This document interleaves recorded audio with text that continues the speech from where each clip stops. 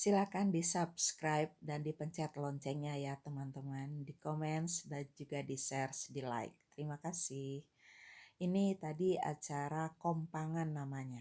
Di Jambi disebut Kompangan. Akikah dan tasyakuran Harun Hisham Balilah, anak kedua dari Firman dan Ica, cucu dari teman SMP kami Dewi Caniago. Dewi Asmara Caniago.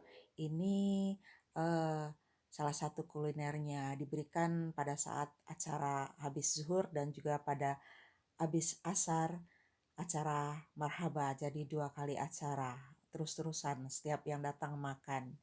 Ini Dewi dan juga anaknya dan juga kedua cucunya. Yang Kompangan kemarin anak kedua dari anak Dewi tersebut ini bersama besannya di Jambi. Mereka adakan di rumah di besan di Jambi. Demikianlah saudara, jangan lupa lonceng dan subscribe-nya ya. Terima kasih. Wassalamualaikum.